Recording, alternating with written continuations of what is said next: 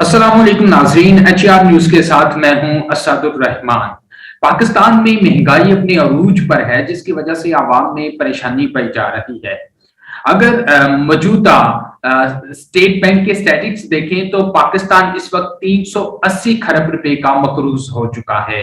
अगर मौजूदा हुकूमत की बात करें तो पाकिस्तान तहरीक इंसाफ ने अपने पहले 2.5 सालों में 13 ट्रिलियन रुपए का कर्जा ले लिया है। सामिन कराम, पाकिस्तान की तारीख में ये पहली मर्तबा ऐसा हुआ है कि किसी भी दौरे हुकूमत में, किसी भी एक दौरे हुकूमत में ये लिया जाने वाला सबसे ज्यादा कर्जा है। जिस वक्त कोई भी मुल्क मकरूज होगा तो वहां पर महंगाई अपने अरूज पर होगी। यही वजह है कि तमाम जो पाकिस्तानी है, यहाँ पर जो लोग हैं वो महंगाई की बातें कर रहे हैं, महंगाई की वजह से परेशान हैं। आज महंगाई पर बात करने के लिए मेरे साथ मौजूद है माहिर माशियात बिस्मिल्लाह खान साहिब मौजूद हैं। आइए हम इनसे बात करते हैं। अस्सलाम वालेकुम बिस्मिल्लाह भाई। जी वालेकुम। भाई कैसे हो? बहुत शुक्रिया आपके टाइम का। सबसे पहले मुझे ये बताइए कि महंगाई है क्या, क्योंकि हम देख रहे हैं हर जानिब यही ऐलान हो रहा है, हर बंदा यही कह रहा है भाई महंगाई बहुत ज्यादा है, महंगाई बहुत ज्यादा है। पेट्रोल की कीमतों में इजाफा हो रहा है, आटा चीनी हत्ता कि हर चीज में इजाफा।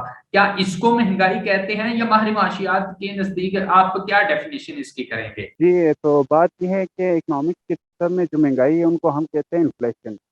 अब इन्फ्लेशन का मतलब यही होता है कि जो हम गुड्स और सर्विसेज यूज़ करते हैं उनकी कीमतों में अगर इंक्रीज़ आता है या उनकी कीमतों में इज़ाफ़ा होता है तो हम उनको कहते हैं इन्फ्लेशन। अब हमारे मुल्क में जिस तरह के जो इन्फ्लेशन पाया जाता है वो है कॉस्ट पुश इन्फ्लेशन। इसका मतलब यही होता है कि आप कोई भी जो गुड्स है, कोई भी जो शे है जो आप यूज़ करें, चाहे वो मोबाइल हो, चाहे वो कपड़ा हो, चाहे जो जो भी कुछ हो, वो 4 के सेक्टर ऑफ प्रोडक्शन है उनसे जाके मिलता है। उनमें से रॉ मटेरियल जो है वो एक अहम सेक्टर है। तो यहाँ चूँकि हर साल, हर महीने हम देखते हैं कि पेट्रोलियम जो प्राइसेज़ है वो दिन-ब-दिन बढ़ते जाते हैं, जिनका इम्पैक्ट ये होता है कि शे को प्रोड्यूस करने की जो कॉस्ट ऑफ प्रोडक्शन है वो ज़्यादा हो जाता है और ओवरऑल उनकी कीमतों में भी इज़ाफ़ा हो जाता है। इसका जो नतीजा ये होता है कि अवाम में जो है ना इस चीज़ को महँगाई की सूरत में बर्दाश्त करना होता है।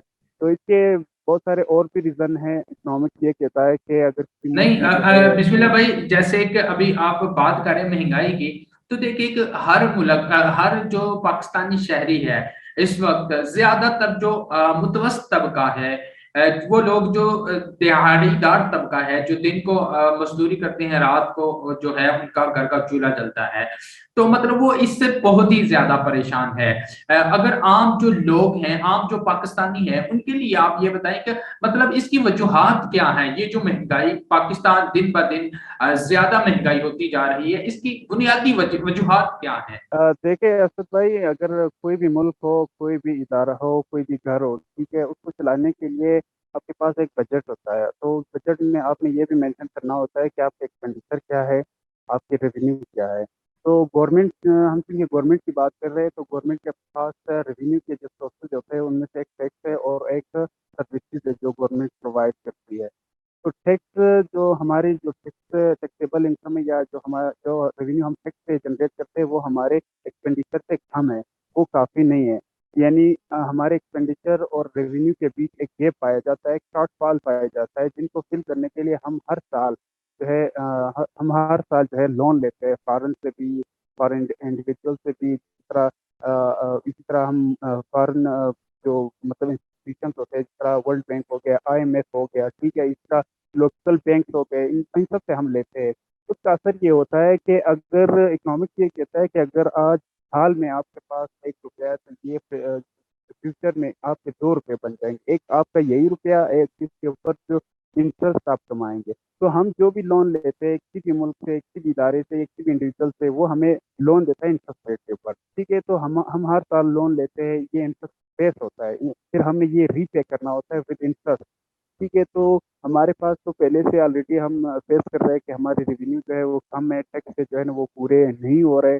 तो जब हम मज़ीद लोन लेते हैं तो उसका इम्पैक्ट हमारा ये होता है कि हम उसको रीपे करने के लिए, यानी कि उनकी जो इंस्टॉलमेंट होता है बिल्कुल उनका हम ये बिल्कुल करते हैं कि बिस्मिल्लाह भाई, आप जैसा कि आप कह रहे हैं, हम लोन लेते हैं, मतलब कर्जा लेते हैं, आईएमएफ से भी लिया, स्टेट बैंक से भी लिया।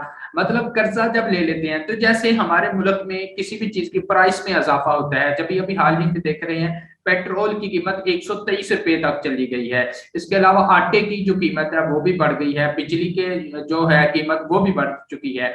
मतलब जिस वक्त मुल्क के अंदर महंगाई होती है, अशियाई खुर्दोनोश की कीमतों में इजाफा होता है, तो इसका क्या मईशत के साथ ताल्लुक है, या इसका जो हम कर्जे लेते हैं उनकी वजह से ये जो चीजें हैं ये हमें महंगी करनी पड़ती हैं। देखिए, ये जो आप बात कर रहे हैं, ये आपने अपने इंट्रो में भी ये बात कही थी। ये जो हम खर्चे लेते हैं, इनका भी इम्पैक्ट पड़ता है, और जो हमारा जो चीज़ों यानी इन्फ्लेशन जो होती है, महँगाई जो होती है, वो जो खर्चे हैं, वो तो बिल्कुल डेफ़िनेटली इसके ऊपर इम्पैक्ट करते हैं।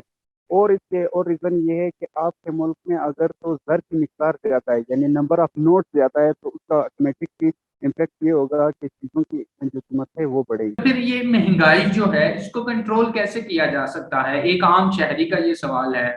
जो गरीब आवाम है वो तो यही सोचते हैं, हर दफा जो ही इलेक्शन होता है उनके सामने जब एक नारा लगता है तब्दीली का, कभी आवाम तब्दीली के झांसे में आ जाती है, कभी रोटी कपड़ा मकान के का नारा जो है उसके पीछे लब्बैक कह देती है। लेकिन एक माहिर मईशियात जो है, माहिर माशियात हैं आप, तो आप क्या समझते हैं कि इन चीजों को, महंगाई को कब तक कंट्रोल किया जा सकता है या इसको कैसे कंट्रोल किया जा सकता है? देखिए, आपके ये जो क्वेश्चन जो आपने की, इसका जो आंसर है वो मेरे पास ये है कि आपका जो टैक्सेशन सिस्टम है वो सही नहीं है। आपने अपने टैक्सेशन सिस्टम में रिफॉर्म्स लाने होंगे, ठीक है। हमारे यहाँ जिस तरह स्कूलों में, जिस तरह यूनिवर्सिटी में 12th क्लास स्टूडेंट ऐसे होते हैं जो एग्ज़ाम के लिए रट्टा लगाते हैं, तो हमारे गवर्नमेंट भी ऐसे हैं जिन्होंने रट्टा लगाया होता है, जो जैसे ही आते हैं वो डायरेक्ट टैक्स के बजाय इनडायरेक्ट टैक्स जो है उनको इंक्रीज़ कर लेते हैं, जिनका इम्पैक्ट जो है ना ग़रीब तबके पे होता है, जिनका इम्पैक्ट जो है जो फ़िक्स इकोनॉमी जो फ़िक्स इनकम वाले लोग हैं उनके ऊपर, यानी सैलरी और तनख्वाहदार लोगों के ऊपर, क्योंकि जिस तनासब से कीमतें बढ़ती है, उस तनासब से उनकी इनकम नहीं बढ़ती। जिस तरह जिसकी वजह से उनको काफ़ी ज़्यादा मुश्किलात का सामना रहता है। तो आपने अपने टैक्स सिस्टम में इस तरह रिफॉर्म्स लाने होंगे कि आपने इनडायरेक्ट टैक्स के बजाय डायरेक्ट टैक्स को इंक्रीज़ करना होगा। इंक्रीज़ करने के साथ-साथ आपने ये भी इंश्योर करना होगा कि आप अगर मुल्क के जितने भी अशराफिया है, जितनी एलीट क्लास है, जितनी भी रिच है, उनसे आपने टैक्स लेना है, और टैक्स का असूल यही है कि आप टैक्स लें, अमीर से लें और गरीब से लें, ताकि जो वेल्थ है, ताकि जो इनकम है, उनकी जो प्रॉपर और मुनसिफाना तौर पर तक़सीम जो है वो आवाम और पब्लिक में हो सके। तो इस तरह जब जैसे हम आप डायरेक्ट टैक्स की बात आप कर रहे हैं, तो वजीर आजम पाकिस्तान का जो थोड़ा सा पहले जो एक बयान आया था उसमें उनका कहना था पाकिस्तान के अंदर तकरीबन 12% लोग हैं जो टैक्स देते हैं, डायरेक्ट टैक्स देते हैं। अगर मैं इनडायरेक्ट टैक्स की बात करूं तो ये तो हर शहरी जो है, जो भी पाकिस्तान का रहने वाला, वो टैक्स अदा करता है।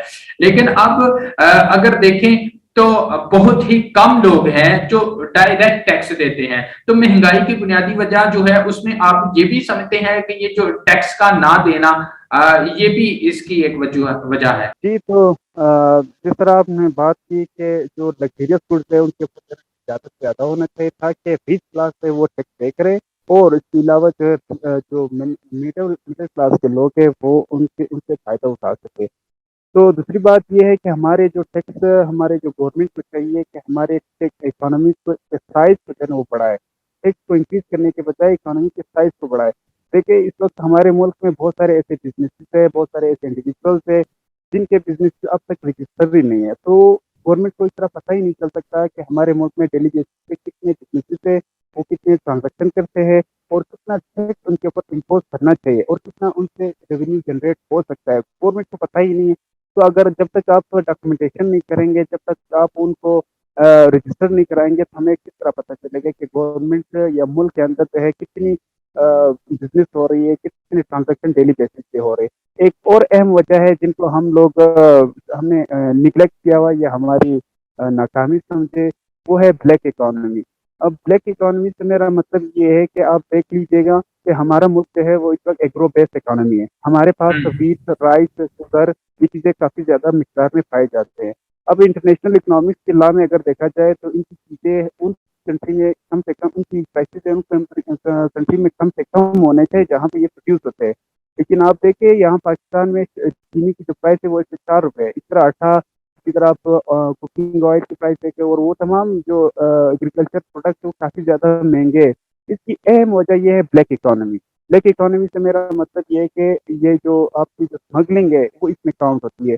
ये स्मगलिंग जो है ना इस स्मगलिंग के मद में आपके मुल्क की चीज़ें जो है वो एक मुल्क से दूसरे मुल्क चले जाते हैं, अफगानिस्तान और ईरान के रास्ते, ठीक है, जिससे जो है ना जो एक तो चीज़ें चली जाती है आपके मतलब मुल्क से, ठीक है, और दूसरा आप आपके इकोनॉमी में जो है ना उनकी जो टैक्सेशन है वो नहीं आती है, उनके ऊपर जो बिजनेस है वो आपको पता ही नहीं ठीक चलता हो कि गया। उनको कितना इंटरेस्ट हो गया। ठीक है। ये हमारे बहुत सारे अहम वजूहात है, तो इसके ठीक है। ऊपर मेरे ख्याल से गवर्नमेंट को सोचना चाहिए और अगर इस तरह किस्म के रिफॉर्म्स लाए कि बॉर्डर मैकेनिज्म बनाए, बॉर्डर में इस तरह कोई मैकेनिज्म बनाए। ठीक हो गया, ठीक हो गया। बिस्मिल्लाह भाई, बहुत शुक्रिया आपका। जी हाँ नाज़रीन, जैसा कि आप सवाल कर रहे थे, माहिर माशियात बिस्मिल्लाह खान साहब जो अपने ख्यालात का इजहार कर रहे थे, उनके जहाँ पर उन्होंने दीगर वजूहात बताई हैं, उनमें उनमें से एक ब्लैक इकोनॉमी जो है, इसके मुतल्लिक़ उन्होंने बात की है। सामीन करम, अब आपको हमारा ये प्रोग्राम कैसा लगा हमें ज़रूर बताइएगा। अपने मेज़बान असदुर रहमान को इजाज़त दीजिए। अल्लाह हाफ़िज़।